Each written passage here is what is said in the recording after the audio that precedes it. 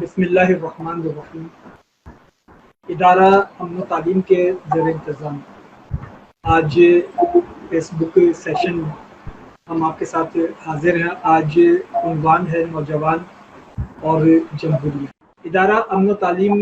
نوجوانوں میں جمہوری شعور کے فروغ کے لیے مسلسل کوشاں ہے۔ اس سلسلے میں مختلف ورکشاپس کا انعقاد اور کراچی یونیورسٹی میں ایک ورکشاپ جس میں مدارس اور کراچی یونیورسٹی کے طلباء نے مشترکہ طور پر شرکت کی اور اس میں جمہوریت کے حوالے سے گفتگو ہوئی، جس میں مختلف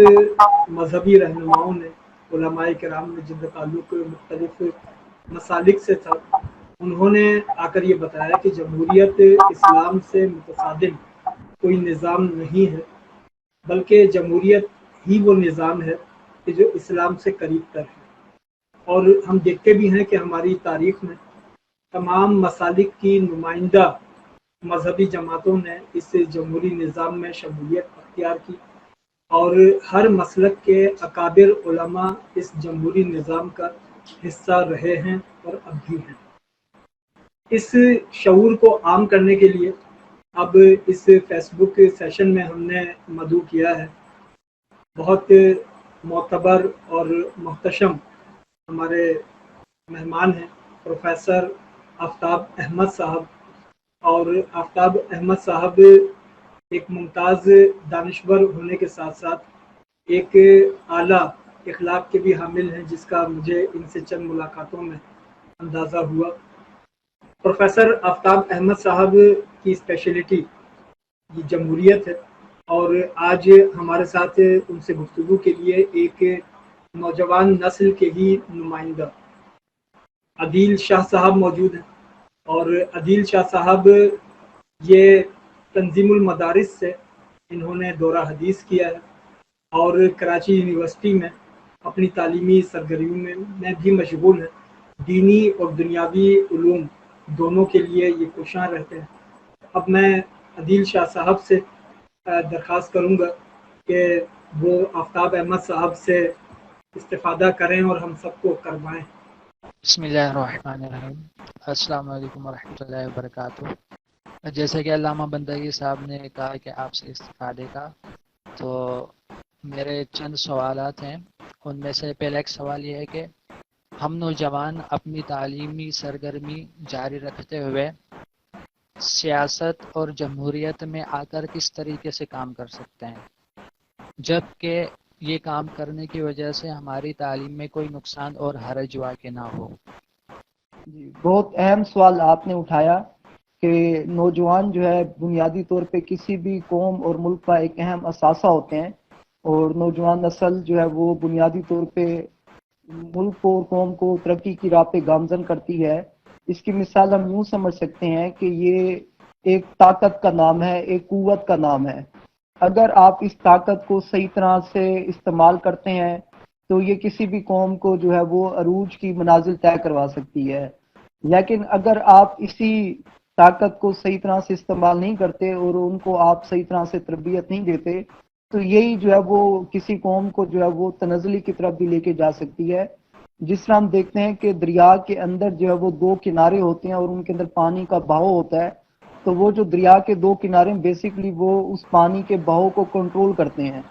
اگر وہ بند ہٹا دیے جائیں تو وہ سیلاب کی صورت بن جاتی ہے، اور ہم جانتے ہیں کہ سیلاب جو ہے وہ معاشرے کے اندر جو ہے وہ ایک طرح سے نقصان پہنچاتا ہے۔ تو نوجوان نسل کی مثال بھی ایسی ہے کہ اگر ہم ان کو صحیح طرح سے تعلیم و تربیت دیں، ان کو شعور دیں، ان کی اچھی ٹریننگ کر دیں، تو یہ اس دریا کی مثال ہے جو فصلوں کو سیراب کرتا ہے اور اس سے ملک کی زراعت بہتر ہوتی ہے۔ لیکن اگر ہم ان کو بے یار و مددگار چھوڑ دیں، ان کی پراپر تعلیم و تربیت نہ کریں، ان کی کوئی اسکل ڈیولپمنٹ نہ کریں، ان کی کوئی شخصیت سازی نہ کریں، ان کی کوئی کردار سازی نہ کریں، تو یہ اس سیلاب کی طرح جو ہے وہ معاشرے کو جو ہے وہ بہا کے لے جاتا ہے۔ اس لیے نوجوان نسل کا کردار جو ہے وہ کسی بھی جمہوری معاشرے میں بہت ہی زیادہ اہمیت کا حامل ہے۔ جس طرح آپ نے بہت اچھا سوال اٹھایا ہے کہ ہمارے جو نوجوان ہیں وہ ایک طرف تو تعلیم و تربیت کی طرف توجہ دے رہے ہیں، تو وہ کس طرح سے جو ہے وہ سیاسی اور جمہوری عمل میں شرکت کر سکتے ہیں۔ تو بنیادی بات اس میں یہی ہے کہ سب سے پہلا بنیادی فریضہ نوجوان کا تو یہی ہے کہ وہ اپنی تعلیم و تربیت پہ توجہ دے۔ اس دوران اگر اس نے سیاسی اور جمہوری عمل میں شرکت کرنی ہے تو وہ تعلیمی مباحثے کرے۔ ابھی یہ اس کا میدان نہیں ہے کہ وہ عملی سیاست میں آ کے کسی سیاسی جماعت کا حصہ بن جائے اور وہ اس کے لیے جو ہے وہ کوئی عملی کردار ادا کرے۔ جب تک اس کی تعلیم کا عمل مکمل نہیں ہو جاتا تو وہ تب تک جو ہے وہ عملی سیاست میں قدم نہیں رکھ سکتا،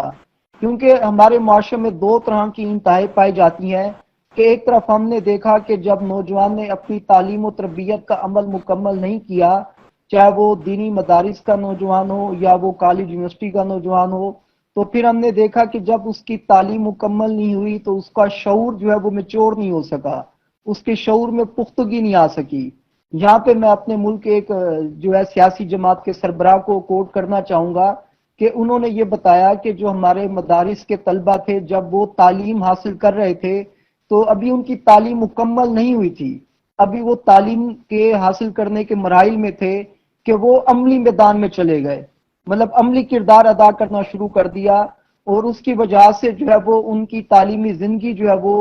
جو ہے داؤ پہ لگ گئی اور وہ مطلب معاشرے کے اندر جو ہے کوئی مثبت کردار ادا نہ کر سکے۔ تو اسی سیاسی جماعت کے سربراہ نے یہ کہا کہ ہم نے مدارس کے اندر اس عمل کو کنٹرول کیا ہے کہ بھی نوجوان جو ہے جب تک وہ زیر تعلیم ہے، چاہے وہ یونیورسٹی کے اندر کسی شعبے کی تعلیم حاصل کر رہا ہے یا وہ کسی جامعہ کے اندر درس نظامی یا شہادت العالمیہ کی ڈگری لے رہا ہے، تو وہ اس دوران اس کی توجہ، اس کا جو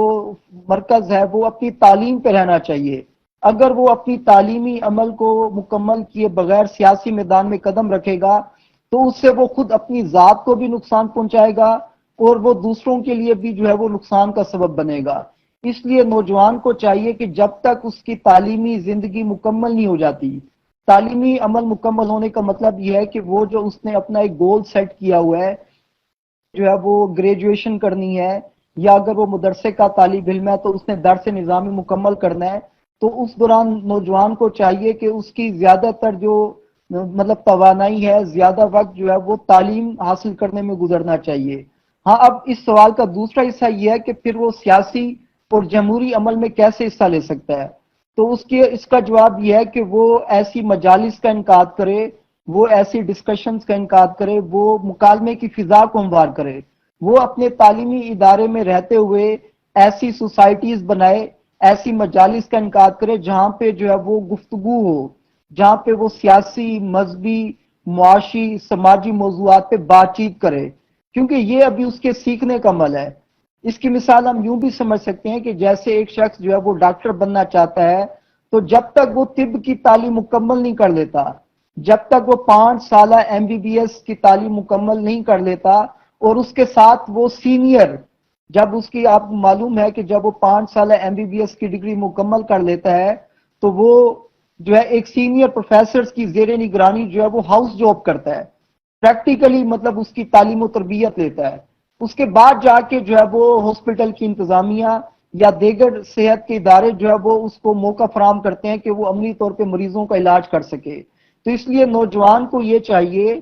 کہ وہ اپنی تعلیم کو جاری رکھے، اپنی تعلیم کو اچھی طرح سے حاصل کرے، لیکن اس میں جو بات یہ ہے کہ اس میں سیاسی اور جمہوری عمل میں جو شرکت کرنی ہے اس کے حوالے سے وہ وہاں اپنے تعلیمی ادارے میں ایسی انجمن بنائے، ایسی سوسائٹی بنائے کہ جس کے ذریعے سے ہفتہ وار بنیادوں پہ یا 15 روزہ بنیادوں پہ یا ماہانہ بنیادوں پہ جو ہے وہ مطلب ایسے موضوعات کو زیر بحث لائے کہ ہم اپنے ملک میں جمہوری جو ثقافت ہے اس کو پروان کیسے چڑھا سکتے ہیں۔ آج ہم یہ دیکھ رہے ہیں کہ ہمارے جو عملی میدان میں جو کردار ادا کرنے والے لوگ ہیں ان کے اندر برداشت اور اختلاف رائے کا احترام ختم ہو چکا ہے۔ مطلب وہ ابھی ہم نے کچھ عرصے پہلے یہ واقعہ دیکھا جو ٹی وی چینل پہ براہ راست نشر کیا گیا کہ ہماری ایک خاتون سیاستدان نے دوسرے ہمارے جو ممبر ہیں ان کے اوپر جو ہے وہ تشدد کیا۔ تو دیکھیں یہ وہ چیز ہے جو ہمارے معاشرے کو جو ہے وہ نقصان پہنچا رہی ہے کہ ہم اختلاف رائے کو برداشت نہیں کرتے، ہم مخالف رائے یا جو اگر ہم سے اختلاف کرتا ہے تو ہم اس کو تحمل کے ساتھ احترام کے دائرے میں رہتے ہوئے جو ہے وہ اس کو برداشت نہیں کرتے۔ اس لیے ہمارے نوجوانوں کو چاہیے کہ وہ ان چیزوں پہ توجہ دیں کیونکہ کل کو ہمارے نوجوانوں نے ہی اس ملک کی باغ ڈور سنبھالنی ہے، کل کو ہمارے نوجوان ہی جو ہے وہ قانون ساز اسمبلی کا حصہ بنیں گے. تو ان کو چاہیے کہ یہ جو ابھی زندگی کے 3-4 سال ہیں، جب تک ان کا تعلیمی عمل جاری ہے، تو وہ اپنے اندر یہ قوت برداشت پیدا کریں، وہ اختلاف رائے کا احترام پیدا کریں، اور ساتھ میں جو مختلف قسم کے نظریات ہیں. عام طور پہ ہوتا یہ ہے کہ جب ہم تعلیم حاصل کر رہے ہوتے ہیں تو ہم صرف اپنے نصاب کی کتابیں پڑھتے ہیں، ہم مخالف جو نظریات ہیں یا جو ہمارے دوسرے سلیبس کی کتابیں ہیں ہم ان کو جو ہے وہ زیر بحث نہیں لاتے، تو جس سے ہمیں دوسروں کو سمجھنے میں جو ہے وہ مشکلات پیش آتی ہیں. تو ہمیں یہ چاہیے کہ ہم اپنی تعلیم کے اندر جب ہم تعلیم حاصل کر رہے ہیں، چاہے وہ مدرسے کی تعلیم ہے یا یونیورسٹی کی تعلیم ہے، تو ہم ہر طرح کے نظریات کا مطالعہ کریں. ہم اپنی سوچوں کے اوپر پابندی نہ لگائیں، ہم اپنی سوچوں پر پہرے نہ لگائیں کہ میں نے بس ایک مخصوص نقطہ نظر کی تعلیم حاصل کرنی ہے. مثال دے رہا ہوں، جیسے ہم مدارس کے اندر تعلیم حاصل کرتے ہیں تو وہاں پہ ہمیں جو دیگر ہمارے جو مطلب مسالک کے لوگ ہیں، ہمیں ان کے لٹریچر کا بھی مطالعہ کرنا چاہیے، ہمیں ان کی کتب کا بھی مطالعہ کرنا چاہیے، تاکہ ہمیں ان کی جو ہے وہ آراء سامنے آ سکیں کہ وہ ذہنی طور پہ کیا سوچ رہے ہیں. تو ہمیں اس طرح جو نوجوان ہے وہ اپنے سیاسی عمل میں شرکت کر کے اور جمہوریت کو پروان چڑھا سکتا ہے. تو وہ یہی طریقہ ہے کہ وہ اپنے تعلیمی اداروں کے اندر ایسی انجمن، ایسی مجالس کا قیام عمل میں لائے کہ جہاں پہ مکالمے کی فضا ہو، جہاں پہ سوالات و جوابات ہوں. دیکھیں قرآن پاک کا جو اسلوب ہے، یا ہم اگر دیکھتے ہیں کہ ہمارے ہاں جو تعلیم کا اسلوب ہے وہ مکالمہ ہے. حضرت ابراہیم علیہ السلام کا ایک ہمیں قرآن پاک میں واقعہ ملتا ہے کہ وہ اللہ تعالیٰ سے پوچھتے ہیں کہ آپ مرنے کے بعد کیسے زندہ کریں گے. تو اب دیکھیں یہاں پہ بات چیت ہو رہی ہے، حضرت ابراہیم سوال پوچھ رہے ہیں تو اللہ کی طرف سے جواب آ رہے ہیں. ہمارے ہاں ہمارے تعلیمی اداروں میں ایک یہ کلچر پیدا ہو چکا ہے کہ ہمیں سوال اٹھانے کی اجازت نہیں ہے.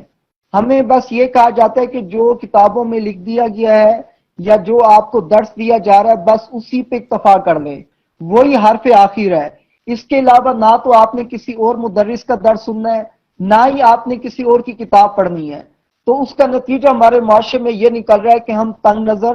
ہمارے اندر تنگ نظری پیدا ہو چکی ہے، ہم فرقہ واریت کا شکار ہو چکے ہیں. تو نوجوان کو چاہیے کہ وہ اپنے نصاب کے اندر، اپنی تعلیم کے اندر جو ہے وہ مختلف لوگوں سے رابطے میں رہے. جس طرح یہ ادارہ جو امن و تعلیم ہے، میں اس کو خراج تحسین پیش کرتا ہوں کہ انہوں نے یہ کام کر کے دکھایا ہے کہ عام طور پہ ہمارے کالج اور یونیورسٹی کے نوجوان میں اور مدرسے کے نوجوان میں بہت زیادہ فاصلہ تھا، بہت زیادہ فرق تھا. یہ آپس میں ایک دوسرے کے بارے میں جو ہے وہ اختلافات رکھتے تھے. جو مدرسے کا پڑھنے والا نوجوان تھا اس کے ذہن میں یہ تھا کہ یہ جو یونیورسٹی کے نوجوان ہیں ان کو دین کا کچھ نہیں پتا، یہ دین کے بارے میں کچھ نہیں جانتے، اور وہ اس بارے میں ان کے ساتھ جو ہے وہ رابطہ نہیں رکھتے تھے، ان کے ساتھ بات چیت نہیں رکھتے تھے. اور دوسری طرف جو کالج یونیورسٹی کا نوجوان ہے وہ مدارس کے اسٹوڈنٹ کے بارے میں یہی رائے رکھتا تھا کہ بھی دنیا کے نظام کے بارے میں ان کو کیا پتا،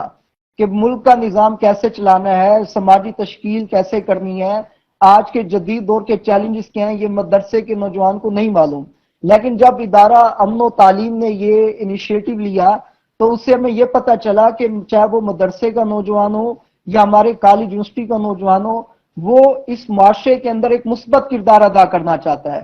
فرق صرف یہ ہے کہ اس کو گائیڈ لائن چاہیے، اس کو طریقہ کار چاہیے کہ وہ کس تناظر میں جو ہے اپنے کردار کو ادا کر سکتا ہے. تو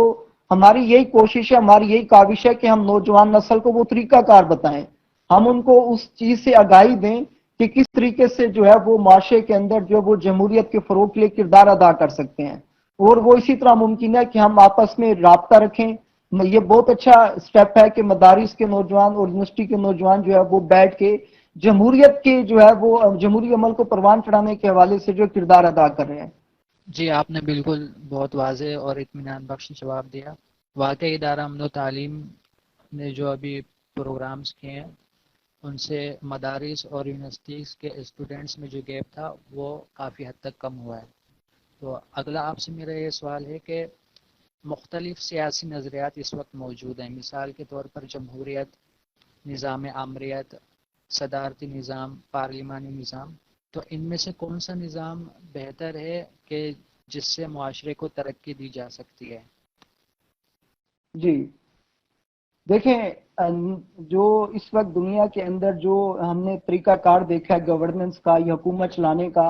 اور جو ہمیں دین اسلام بھی اس حوالے سے رہنمائی دیتا ہے، ابھی ہمارے کچھ سیشن بھی اس پہ چلے کہ جس پہ ہمارے علماء کرام نے ہماری رہنمائی کی کہ اس وقت جو ہے وہ حکومت کے حوالے سے جو بہترین نظام ہے وہ جمہوریت کا ہے۔ تو ہمیں جمہوریت کو سمجھنے کی ضرورت ہے۔ ہمارے معاشرے میں جمہوریت کو لے کے بہت سے جو ہے وہ غلط فہمیاں پھیلائی جاتی ہیں، اس کو اسلام کے مد مقابل لا کے ٹھہرایا جاتا ہے، جبکہ ہم نے یہی بات سمجھنی ہے کہ اس وقت جو ہے وہ جمہوریت جو ہے وہ ایک بہترین نظام حکومت ہے۔ اب کیوں جمہوریت ایک بہترین نظام حکومت ہے؟ کیونکہ یہ ہمیں آزادی اظہار رائے دیتا ہے۔ نوجوان بیسیکلی خود مختار طاقت کو کہتے ہیں۔ اگر ہم دیکھیں انسان کی زندگی 3 حصوں میں تقسیم ہے، ایک بچپنا ہے، پھر ایک نوجوانی کا دور ہے اور ایک بڑھاپا ہے۔ اب جو بچہ ہوتا ہے وہ بھی اپنی ضروریات کو پورا کرنے کے حوالے سے جو ہے وہ دوسروں پہ انحصار کرتا ہے۔ اسی طرح جو بزرگ ہوتے ہیں تو وہ بھی خود سے اپنی ضروریات پوری نہیں کر سکتے، انہیں بھی کسی نہ کسی سے جو ہے نا وہ مدد لینی پڑتی ہے۔ جبکہ نوجوان تو کہتے ہی اس کو ہیں جو خود مختار ہو، جو اپنے فیصلے خود سے کرے۔ لیکن ہمارے معاشرے کے اندر بدقسمتی سے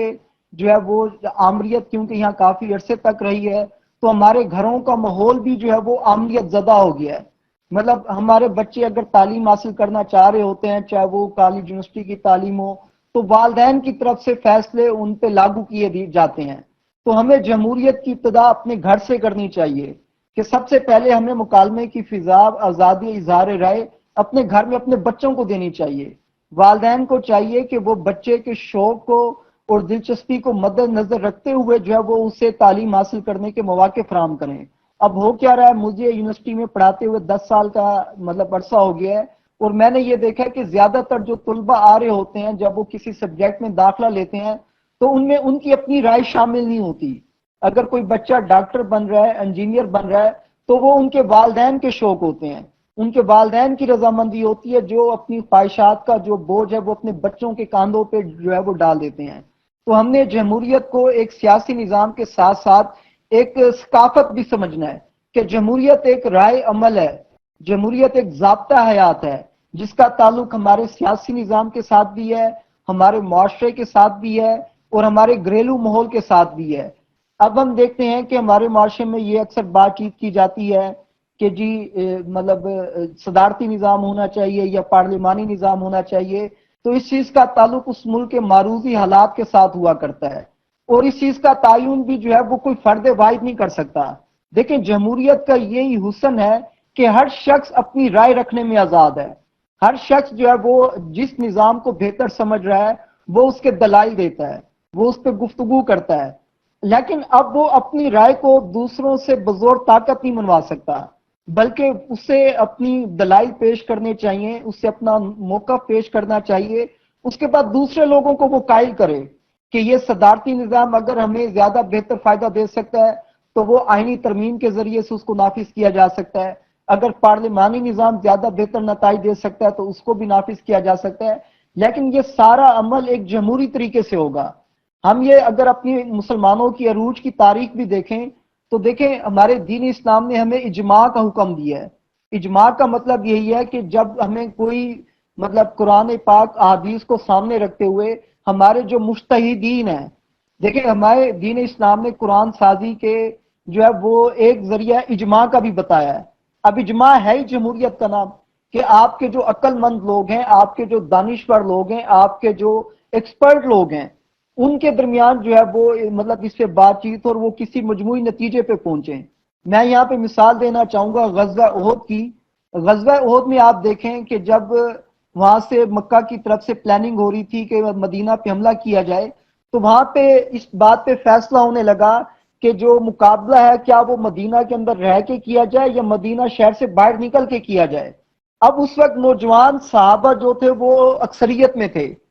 مطلب انہوں نے یہ فیصلہ کیا کہ ہمیں مدینہ سے باہر جا کے مقابلہ کرنا چاہیے، حالانکہ آپ صلی اللہ علیہ وسلم کی ذاتی رائے یہ تھی کہ ہمیں مدینہ میں رہ کے لڑنا چاہیے۔ تو یہ بات ہمیں یہ ثابت کرتی ہے کہ ہمارے ہاں جو لوگ یہ بات کرتے ہیں کہ جی کثرت رائے سے فیصلہ کرنا یہ اسلام کے اصولوں کے خلاف ہے، ہمیں سیرت نبی سے بہت سی ایسے مثالیں ملتی ہیں کہ جہاں پہ آپ صلی اللہ علیہ وسلم نے اپنی رائے کی قربانی دے کے جو نوجوان صحابہ تھے ان کی اکثریت رائے کے مطابق فیصلہ کیا۔ جب یہ فیصلہ ہو گیا نوجوان صحابہ کی اکثریت سے کہ بھی ہم مدینہ کے اندر رہ کے جو ہے وہ جنگ کریں گے، تو آپ دیکھیں کہ کچھ بزرگ صحابہ نے آ کے نوجوان صحابہ سے غصے کا اور ناراضگی کا اظہار کیا کہ بھی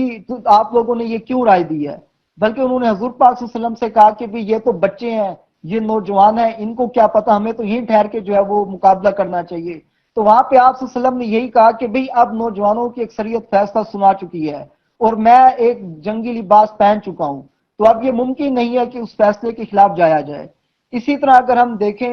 حضرت عمر فاروق رضی اللہ تعالیٰ عنہ کا جو دور حکومت ہے، تو وہاں جب عراق فتح ہوا تو وہاں عراق کی جو زمینیں تھیں ان کی جب تقسیم کا معاملہ ہوا تو وہاں بھی حضرت عمر فاروق رضی اللہ تعالیٰ عنہ نے یہ نہیں کیا کہ آپ نے جماعت صحابہ یا شورا سے یہ کہا ہو کہ میری یہ رائے ہے تو اس کے مطابق میں یہ فیصلہ کرنے لگا ہوں، بلکہ آپ نے دلائل دیے، آپ نے ان کے سامنے قرآن پاک کی آیات تلاوت کی، آپ نے ان کو بتایا کہ بھی قرآن کا یہ نظر ہے، یعنی کہ آپ نے ان کو کنونس کیا،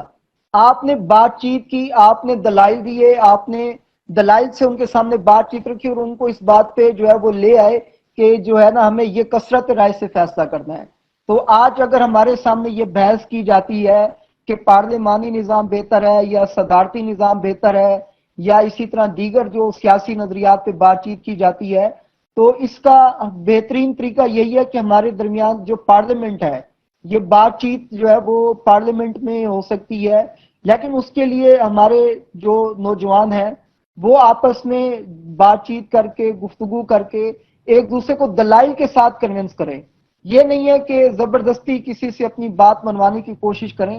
کیونکہ ہمارے معاشرے کے اندر جو ہے وہ یہ تشدد والا عنصر جو ہے کافی پروان چڑھ چکا ہے۔ ابھی میں نے جس طرح پہلے ڈسکس کیا کہ ہماری پارلیمنٹ کے اندر اس طرح کی مثالیں دیکھنے میں آ رہی ہیں کہ وہاں پہ جو ہے مخالف فریق کو جو ہے وہ غدار کہا جاتا ہے اور اس کی جو ہے رائے کو برداشت نہیں کیا جاتا۔ تو ہم نے نوجوانوں کے اندر یہی سوچ پیدا کرنی ہے، یہ نوجوان اس وقت ہماری نرسری ہیں، ہم ان کی جیسی تربیت کر دیں گے انہوں نے مستقبل میں جا کے ویسا پرفارم کرنا ہے۔ اگر ہم نوجوانوں کو یہ سکھا دیتے ہیں کہ جمہوریت میں کام کرنے کا طریقہ کار کیا ہے، جمہوریت کا مطلب ہے کہ ہر شخص آزاد ہے اپنی رائے دینے میں،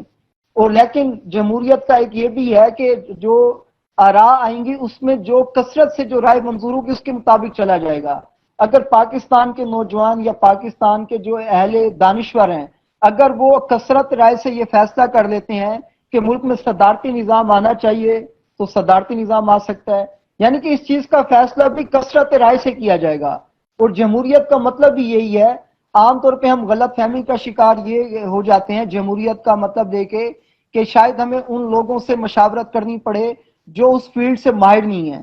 جمہوریت کا مطلب یہ ہے کہ آپ اسی فیلڈ کے لوگوں سے رائے لیں گے، جن لوگوں نے پولیٹیکل سائنس سیاسی نظریات کا علم حاصل کیا ہوا ہے ان سے یہ رائے لی جائے گی۔ تو یہ نہیں ہو سکتا کہ بھی ایک جو میڈیکل ڈاکٹر ہے وہ اگر کسی مریض کا آپریشن کر رہا ہے تو وہ جا کے کسی انجینئر سے رائے لے، جو مشورہ لیا جاتا ہے وہ اسی بندے سے لیا جاتا ہے جو اسی فیلڈ کا ہوتا ہے۔ تو اسی طرح جب ہم بات چیت کریں گے کہ ہمارے ملک میں سیاسی نظام کون سا ہونا چاہیے، وہ مطلب پارلیمانی ہونا چاہیے یا وہ صدارتی ہونا چاہیے، تو اس چیز کا تعین جو ہے وہ ہمارے جمہوری طریقے سے ہوگا، کثرت رائے سے ہوگا۔ کسی فرد کی جو ہے وہ انفرادی رائے سے اس چیز کا تعین نہیں کیا جا سکتا کہ ہم اپنے ملک میں جو ہے وہ پارلیمانی نظام لائیں یا صدارتی نظام لائیں۔ اس کے اوپر بھی اجتماعی طور پہ جو ہے وہ بات چیت چلائی جائے گی اور کثرت رائے سے فیصلہ کیا جائے گا۔ جی بالکل، آپ نے جمہوریت کے حق میں حضور علیہ الصلوۃ والسلام کی سیرت اور صحابہ کی سیرت سے بہت عمدہ مثال پیش کی ہیں۔ ابھی آپ نے اپنے لیکچر میں ایک ہماری پارلیمنٹ ہماری جمہوریت کی مثال دی ہے، تو اسی پر مبنی ایک میرا اگلا سوال یہ ہے کہ موجودہ جمہوری صورتحال کو دیکھ کر ہم نوجوان جمہوری عمل سے مایوس ہو جاتے ہیں، تو ایسے نوجوانوں کو کس طرح سے قائل کیا جائے کہ جمہوریت میں شرکت کرنے میں ہی ہماری کامیابی ہے؟ جی یہ بہت اچھا موضوع آپ نے، یہ بہت اچھا سوال آپ نے اٹھایا ہے۔ بنیادی طور پہ ہم اس وقت جو سیاسی کلچر اپنے ملک میں دیکھ رہے ہیں اس میں ہمیں جمہوریت جو ہے وہ صحیح معنوں میں نظر نہیں آ رہی۔ بدقسمتی سے افسوس کے ساتھ یہ کہنا پڑتا ہے کہ ہمارے ملک میں دو طرح کی آمریتیں قائم رہی ہیں، ایک ہمارے ملک میں فوجی آمریت قائم رہی اور دوسری ہمارے ملک میں سیول آمریت قائم رہی۔ اور جس طریقے سے ہماری سیاسی جماعتوں کا ایک کلچر ہے کہ ہمیں وہاں پہ خاندانی جو ہے وہ ایک اقتدار نظر آتا ہے. مطلب ہم جتنی بھی پارٹیز کو دیکھیں تو وہاں پہ ہمیں جمہوری اصولوں کے بجائے جو ہے وہ ہمیں جو آمرانہ اصول ہیں وہ نظر آتے ہیں کہ ایک جو ہے سیاسی جماعت کے کارکن کو یہ حق حاصل نہیں ہے کہ وہ اپنی پارٹی لیڈرشپ سے کوئی اختلاف کرے، بلکہ ہم یہ دیکھتے ہیں کہ جو حکومت کے اندر یا سیاسی جماعتوں کے اندر جو بڑے بڑے عہدے دیے جاتے ہیں تو وہ اسی بنیاد پہ دیے جاتے ہیں جو پارٹی کی لیڈرشپ کو ڈیفینڈ کرے. اگر کوئی شخص جو ہے وہ پارٹی کی پالیسیز سے یا اختلاف رائے رکھتا ہو تو اس کو ہم جو ہے وہ مطلب چپ کرا دیتے ہیں، اس کو خاموش کرا دیتے ہیں. اور پھر ہمارے ملک میں سیاسی جماعتوں کا کلچر ایسا نہیں ہے کہ لیڈرشپ جو ہے وہ گراس روٹ لیول سے اٹھ کے جو ہے وہ ٹاپ لیول پہ آئی ہو. مطلب ہمارے یہاں سیاسی جماعت میں ایسا کوئی تنظیمی ڈھانچہ موجود نہیں ہے کہ ایک نوجوان جو ہے وہ یونین کونسل یا گلی محلے کی سطح پہ اس کو جوائن کرے اور پھر وہاں پہ وہ اچھی کارکردگی دکھا کے تحصیل لیول پہ ایک پوزیشن حاصل کرے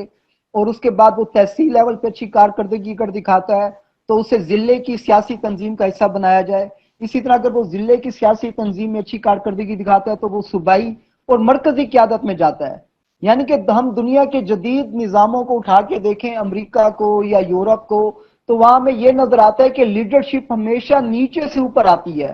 اور لیڈرشپ کی ٹریننگ ہوتی ہے. ایسا کبھی کسی سیاسی جماعت میں نہیں ہوتا کہ ایک شخص جو ہے وہ براہ راست مرکزی قیادت میں آ جائے، بلکہ اس کو اگر ہم دیکھیں جو جتنے بھی ترقی یافتہ جمہوری ممالک ہیں تو وہاں پہ یہی ہوتا ہے کہ انہیں گراس روٹ لیول سے شروع کرنا پڑتا ہے، بھلے وہ پارٹی لیڈرشپ کا بیٹا ہی کیوں نہ ہو. وہ پہلے یونین کونسل کی سطح پہ کام کرتا ہے، پھر وہاں سے تحصیل کی سطح پہ آتا ہے. اور یہ ایسا نہیں کہ اس کو اس طرح پروموشن دی جائے کہ یہ جی ہماری مرکزی پارٹی، ہماری مرکزی قیادت کا جو ہے وہ بیٹا ہے تو اس لیے اسے یہ عہدہ دیا جائے، بلکہ وہاں پہ وہ کارکردگی کی بنیاد پہ آتا ہے. تو جب نوجوان اس طرح دیکھتا ہے کہ اس سیاسی عمل میں، اور پھر ہمارے اس سیاسی کلچر میں سب سے اہم چیز پیسے کی سیاست ہے. ابھی ہمارے ملک میں جب سینٹ کے انتخابات ہوئے تو ہم نے دیکھا ہماری موجودہ سیاسی حکومت نے اور اپوزیشن نے بھی اس بات کو اٹھایا کہ یہ سینٹ کے الیکشن میں پیسہ چل رہا ہے جی، مطلب کروڑوں روپے لگ رہے ہیں. اسی طرح ہمارے ملک میں ایم پی اے اور ایم این اے کا الیکشن لڑنے کے لیے بھی جو ہے وہ ہم دیکھتے ہیں کہ ہمارے یہ سیاسی حضرات جو ہے وہ کروڑوں روپے خرچ کرتے ہیں. اب ایک نوجوان جس کا تعلق عام طبقے سے ہے، جو کالج یونیورسٹی کا نوجوان ہے، چاہے وہ مدرسے کا نوجوان ہے، جس کے پاس اتنا پیسہ نہیں ہے تو وہ اس سیاسی جماعتوں کے کردار کو دیکھ کے مایوس ہو جاتا ہے، کیونکہ اس کے پاس سکل تو ہے، اس کے پاس مہارت تو ہے، وہ کام تو کرنا چاہتا ہے، لیکن ہماری جو پولیٹیکل پارٹیز کا جو کلچر ہے وہ بدقسمتی سے جمہوری اصولوں پر ہے ہی نہیں. تو اس لیے نوجوان کے اندر مایوسی پیدا ہونا ایک فطری عمل ہے. تو یہاں پہ نوجوان کو چاہیے کہ وہ ان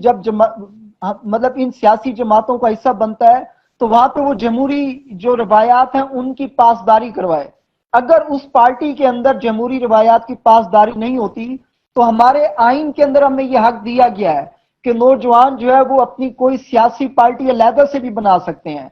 تو نوجوانوں کو چاہیے کہ اگر وہ اپنی کسی بھی مروجہ سیاسی پارٹی کو جوائن کرنا چاہتے ہیں تو وہاں وہ پارٹی کے اندر پارٹی کی قیادت سے یہ بات چیت کریں، ان کو اس بات پہ لائیں کہ ہم اس پارٹی کو جمہوری بنیادوں پہ چلائیں گے اور اس میں جو بھی بندہ سیاسی جماعت کا حصہ بنے گا وہ مطلب ٹاپ باٹم سے ٹاپ کی طرف آئے گا،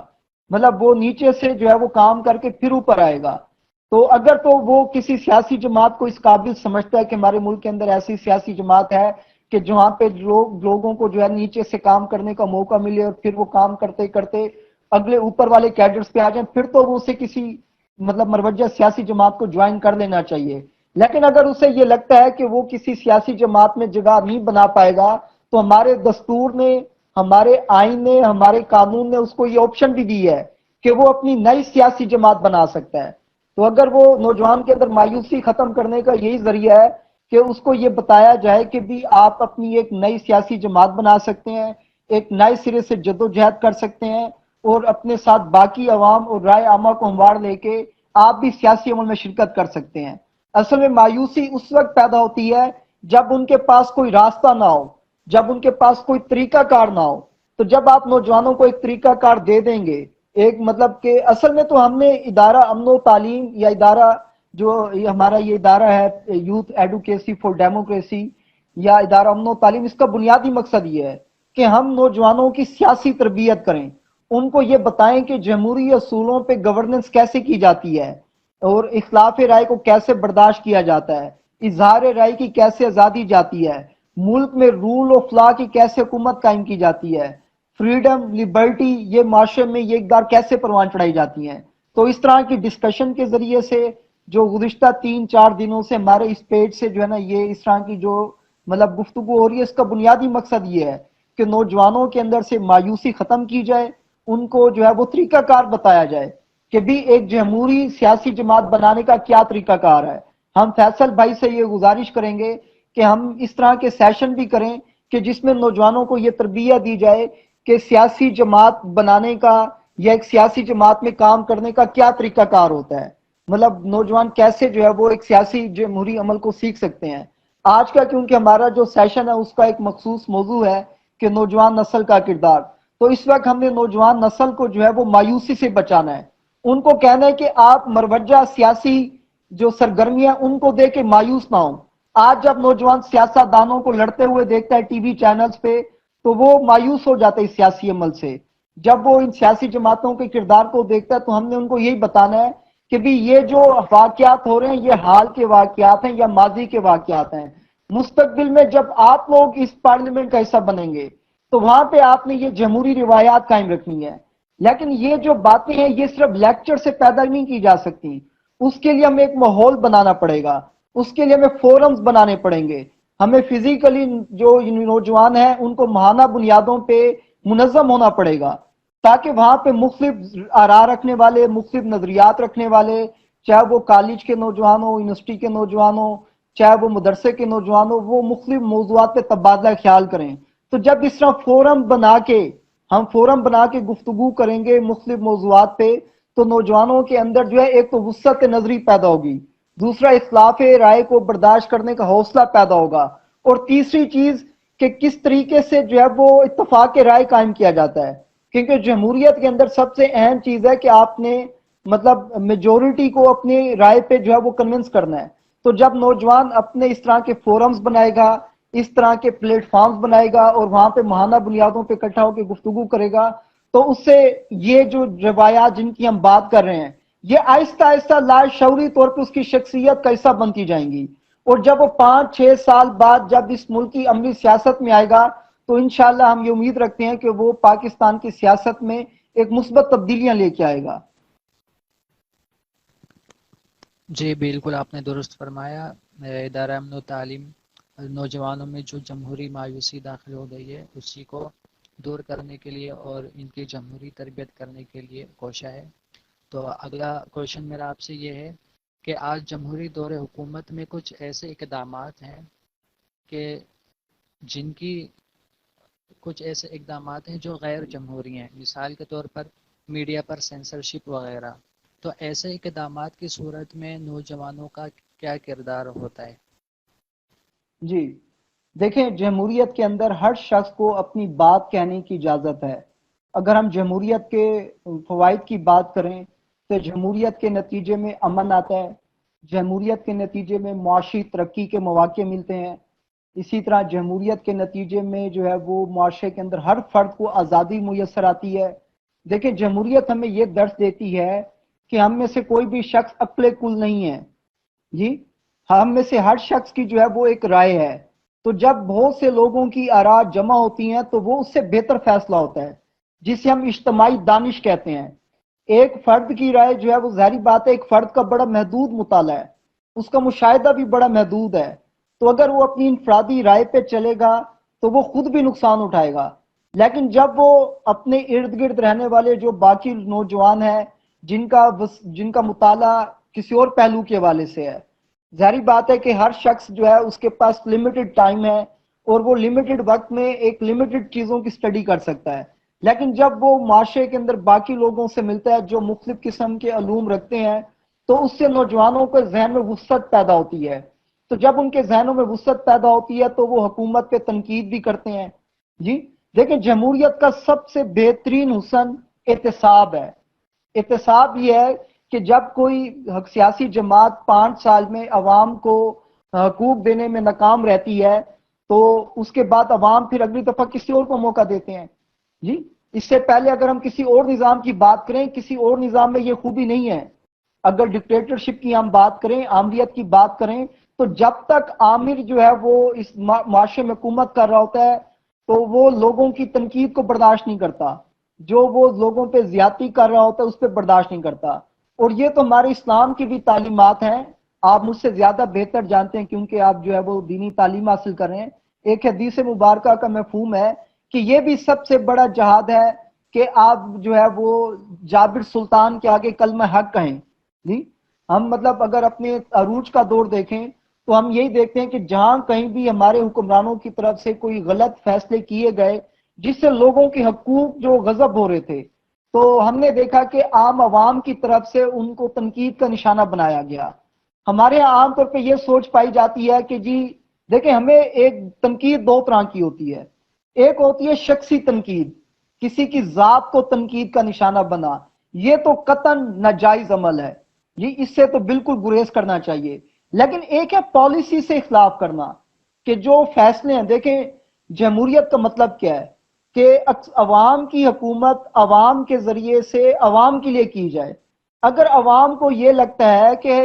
ہماری بے شک ہم نے ووٹ دی ہے، بے شک ہم ایک حکومت کو اپنے ووٹ سے لے کے آئے ہیں، لیکن اگر وہ کوئی ایسا فیصلہ کر رہی ہے جس سے ہمارے معاشرے میں بہت سے لوگوں کے حقوق جو ہے وہ ٹوٹ رہے ہیں، بہت سے لوگوں کے حقوق غصب ہو رہے ہیں، تو وہاں پہ نوجوان کا یہ فرض بنتا ہے کہ وہ وہاں پہ حکومت کو جو ہے وہ اس بات کا ادراک کروائے. جی یہ ہم نہیں کہتے کہ حکومت جان بوجھ کے ایسا کر رہی ہوتی ہے، بعض اوقات انجانے میں نہ چاہتے ہوئے کچھ ایسے فیصلے، کچھ ایسی قانون سازی ہو جاتی ہے جس سے جو ہے وہ کسی طبقے کے حقوق متاثر ہوتے ہیں. تو جب نوجوان طبقہ حکومت پہ تنقید کرتا ہے یا پالیسیز پہ تنقید کرتا ہے تو اس کو چاہیے وہ تنقید کے ساتھ اس کا حل بھی بتائے.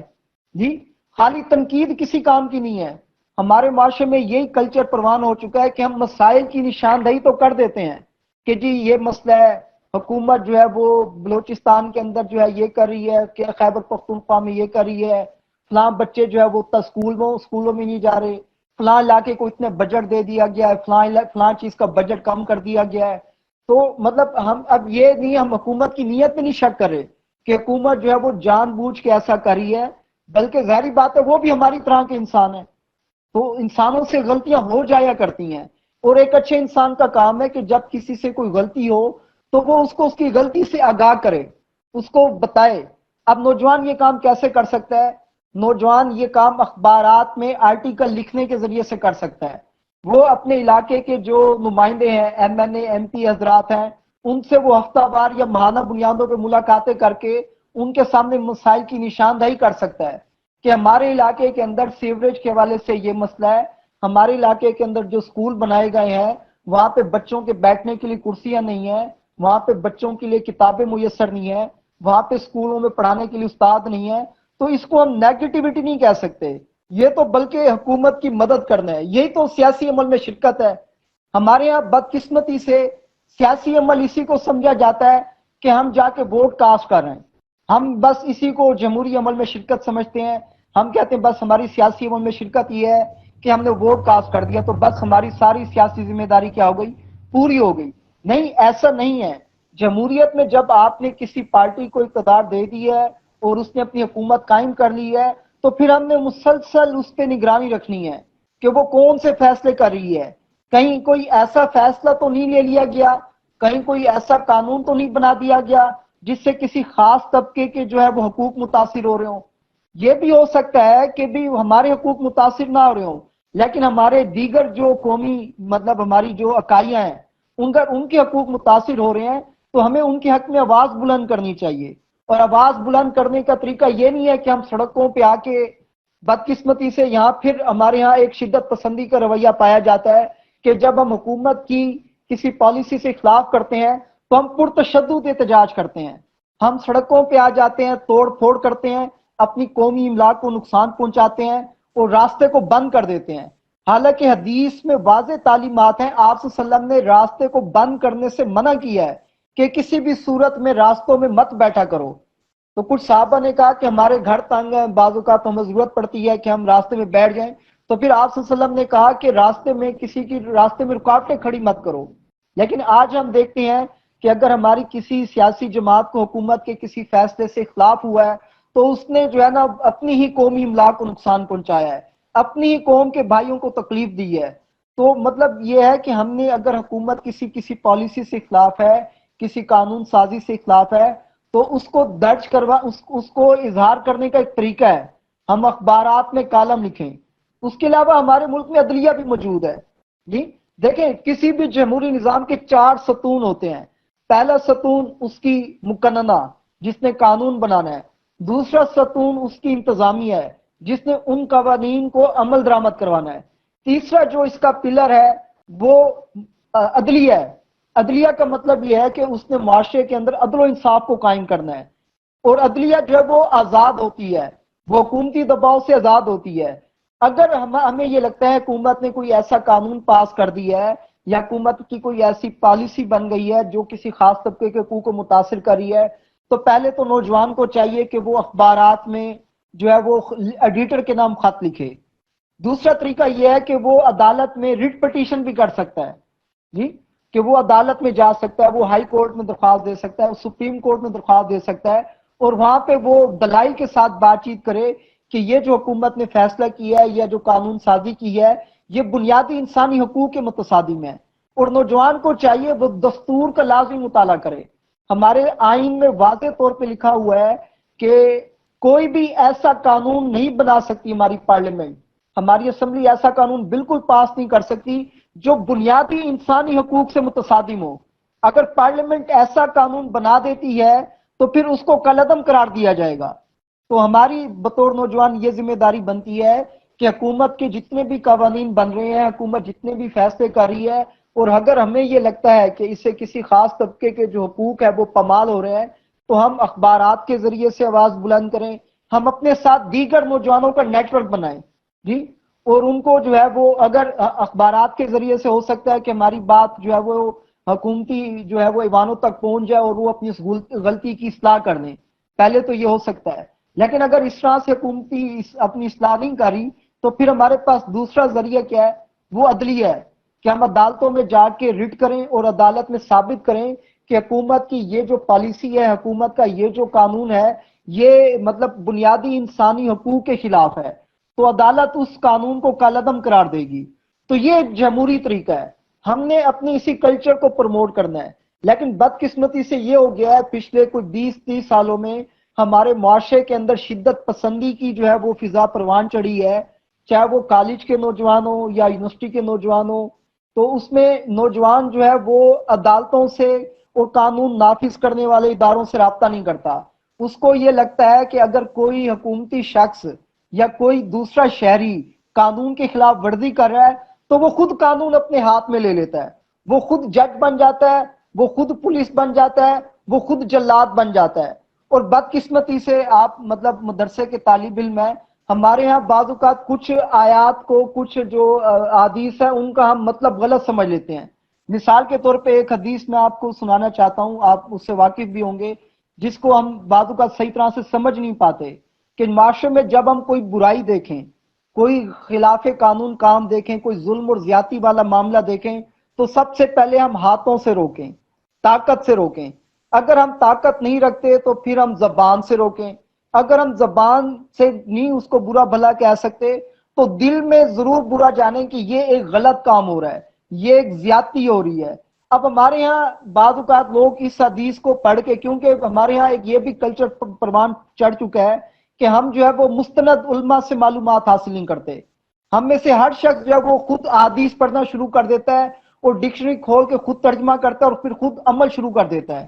میں پچھلی دفعہ اپنی ایک کلاس میں پڑھا رہا تھا تو وہاں میرے ایک اسٹوڈنٹ نے یہی بات کی کہ سر معاشرے میں اگر کوئی شخص ظلم کر رہا ہو تو میں تو اس سے جو ہے نا خود جا کے روکوں گا.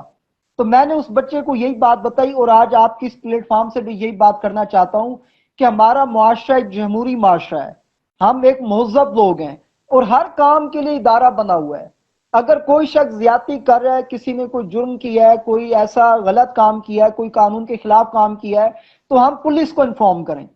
اور پولیس جو ہے وہ اس شخص کے خلاف ایکشن لے گی اور عدلیہ میں اس کے خلاف کیس چلے گا۔ یعنی کہ جو قانونی طریقہ کار ہے، جمہوریت کا مطلب ہے رول آف لا، اور قانون سب کے لیے برابر ہے۔ دیکھیں ہمارے معاشرے کے اندر اگر کوئی ایک مطلب بالادست طبقہ بھی جرم کرے تو عدالتیں اس کے خلاف بھی ایکشن لیتی ہیں، اور اگر ایک کمزور بندہ بھی ظلم کرے اس کے خلاف بھی ایکشن لیا جاتا ہے۔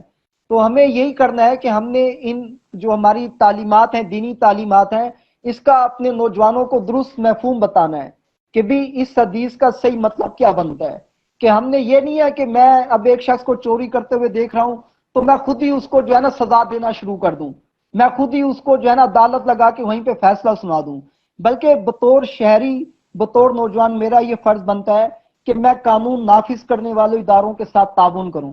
میں جو ہے وہ عدلیہ کے ذریعے سے جو ہے ایسے لوگوں کے ساتھ جو ہے وہ اس کا کیا جائے۔ تو اگر ہم جمہوری روایات کی پاسداری کریں گے تو اس سے ہمارے معاشرے میں امن آئے گا، معاشی خوشحالی آئے گی، اور ہمارا ملک جو ہے وہ ترقی کرے گا۔ لیکن اگر ہم جمہوریت کو چھوڑ دیتے ہیں تو پھر ہمیں جو ہے وہ مطلب نقصان پہنچے گا۔ اس لیے آج اس ساری بحث کا، اس ساری گفتگو کا خلاصہ یہی ہے کہ نوجوان اس پیغام کو سمجھیں کہ جمہوریت ہمارے لیے ایک بہترین نظام ہے، اور ہمیں اس نظام کی جو قائم کرنے کے حوالے سے جو اس میں کمیاں خامیاں ہیں اس کو دور کرنے کے حوالے سے ہمیں اپنا کردار ادا کرنا چاہیے۔ جی ماشاءاللہ سر، آپ نے میرے سوالات کے بہت اچھے اور اطمینان بخش جوابات دیے، اور نوجوانوں کے ذہنوں میں جو اشکالات ہوں گے وہ بھی آپ کے ان جوابات سے رفع ہو گئے ہوں گے اور اٹھ گئے ہوں گے۔ اللہ تعالیٰ آپ کے علم میں مزید اضافہ فرمائے۔ پروفیسر آفتاب احمد صاحب سے آج ہم نے بہت زیادہ استفادہ کیا، کل کا سیشن بھی ہمارا بہت مفید تھا۔ آفتاب احمد صاحب سے جو باتیں آج سیکھی ہیں ان میں سے ان کا خلاصہ چند جملوں میں نظر میں کر دوں۔ ایک تو یہ کہ تعلیم کے ساتھ نوجوانوں کو چاہیے کہ مثبت غیر نصابی سرگرمیاں وہ جاری رکھیں۔ دوم یہ کہ اپنے دائرے کے اندر محدود اور مقید نہ ہوں، بلکہ تمام طبقات سے، خواہ وہ مذہبی بنیاد پر ہوں، سیاسی بنیاد پر ہوں، لسانی بنیاد پر ہوں، ان سے ایک باہمی ربط رکھا جائے۔ ایک اور پہلو جو آفتاب احمد صاحب سے آج سیکھا کہ سوال کا دروازہ کھلا رکھا جائے، اس لیے کہ اگر سوال کا دروازہ بند کر دیں گے تو ذہن بانجھ ہو جائیں گے اور شعور منتقل نہیں ہوگا، تو علم میں جمود نہ آنے پائے، اس لیے سوال کا دروازہ کھلا رکھا جائے۔ اور جمہوری روایات کی پاسداری صرف یہ نہیں کہ اپوزیشن سے کی جائے یا حکومت سے مطالبہ کیا جائے، بلکہ آپ جس پارٹی میں ہیں اس پارٹی کے اندر بھی جمہوری روایات کی پاسداری کرنا ہے، اس پارٹی کے اندر بھی جمہوری کلچر کو عام کرنے کے لیے اپنا کردار ادا کرنا۔ پھر ایک نقطہ پروفیسر صاحب نے بیان کیا کہ نوجوانوں کو چاہیے کہ وہ آرٹیکلز کے ذریعے اپنا پیغام لوگوں تک پہنچائیں، اپنا شعور لوگوں تک پہنچائیں، کیونکہ جب ایک جوان آرٹیکل لکھتا ہے تو وہ اپنی نتیجہ فکر ایک کاغذ پر منتقل صرف نہیں کرتا بلکہ اسے عوام تک پہنچانے کا ذریعہ بنتا ہے۔ پھر نوجوانوں کو چاہیے کہ اپنے علاقے کے MNA سے رابطے میں رہیں اور ان سے مسائل اپنے بیان کریں تاکہ اس جمہوری نظام کا ہم فائدہ اٹھا سکیں کہ ایک جانب مسائل ہم پہنچائیں اور دوسری جانب سے اس کا حل وہ سامنے آئے۔ پروفیسر صاحب کا یہ آج کا سیشن بہت ہی زبردست تھا۔ میں نے جو خلاصہ بیان کیا ہے یہ اس میں سے چند نکات تھے جو میں نے بیان کی، ویسے تو اس کی ایک لمبی تفصیل ہے۔ پھر جو شرکاء آج ہمارے ساتھ شریک رہے ان میں یوسف صدیقی صاحب شامل رہے، اور یوسف صدیقی صاحب کے علاوہ عائشہ ریاض صاحبہ، سید اسرار شاہ صاحب، ذاکر احمد قریشی صاحب، اور حسیب اقبال صاحب، اور جہاں زیب صاحب، اقبال فیض صاحب، اور بہت سارے ہمارے ساتھیوں نے اس سیشن کو ملاحظہ بھی کیا۔ عزیر الہدا جو کل ہوسٹ تھے انہوں نے بھی اس کو ملاحظہ کیا، انہوں نے بھی اس پر اپنی پسندیدگی کا اظہار بھی کیا۔ شہزادہ ارشد علی صاحب وہ بھی مسلسل اس میں شریک رہے، ہارون عامر صاحب، راحت جان صاحب، دانیال جاوید صاحب، یہ ایک طویل فہرست ہے۔ پروفیسر صاحب کا میں بار دیگر پھر شکریہ ادا کرتا ہوں، عدیل شاہ صاحب کا شکریہ کہ آپ دونوں کی بدولت مجھے اور ہمارے ایک بڑے طبقے کو آج نوجوانوں کے حوالے سے بہت کچھ سیکھنے کا موقع ملا، ان کی ذمہ داریاں کیا ہیں اور وہ اس کو کیسے ادا کر سکیں۔ ادارہ امن و تعلیم کی یہی کوشش ہے کہ جمہوریت کے حوالے سے جو خدشات ہیں ان کو دور کیا جائے، اور بدقسمتی سے جو ہمارے جمہوری نظام میں سلطانیت شامل ہو جاتی ہے تو ہم اس کا کیسے ازالہ کر سکیں، اس لیے کہ پہلے سلاطین ہوتے تھے، اب جمہوریت ہوتی ہے۔ علامہ اقبال نے بھی اس جانب اشارہ کرتے ہوئے کہا تھا کہ سلطانی جمہور کا آتا ہے زمانہ، جو نقش کہن تم کو نظر آئے مٹا دو۔ تو ہم جمہوریت کو سلطانی مزاج سے دور کیسے رکھیں، اس کے لیے آج کا آفتاب احمد صاحب کا سیشن بہت مفید ہے۔ بہت شکریہ آپ دونوں حضرات کا۔ السلام علیکم ورحمۃ اللہ وبرکاتہ۔